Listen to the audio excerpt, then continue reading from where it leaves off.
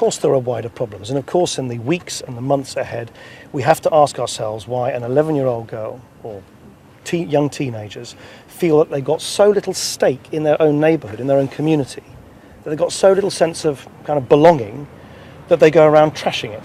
There's something we need to ask ourselves about how that has come about. And I think one of the parts of the answer, but it's a complex picture, is to make sure that wherever possible we give people opportunities. Because with opportunities to get ahead and create the kind of life that they want, that also creates a sense of responsibility, which was so absent in these horrific events over the last several days. Now, currently the government is saying that there's a select committee of the House of Commons that is going to look at these issues, and that is enough. But that select committee is only looking at the narrow policing and home affairs issues. There are issues about aspiration, about responsibility, about opportunity, and about all those questions. So I strongly urge the Prime Minister to, without delay, set up that commission of inquiry we need. And it's got to go through all our major cities, the major cities that were affected and the major cities that weren't.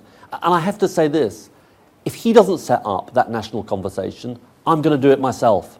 Because we cannot allow a situation to develop whereby there is a focus for a few days on these issues and then we go back to business as usual. I want to congratulate the police on what they're doing, and particularly on some of the very important arrests that they're now making, particularly in connection with the fire at the Sony warehouse, where some suspects have been arrested in connection with the awful mugging of the Malaysian student that we saw.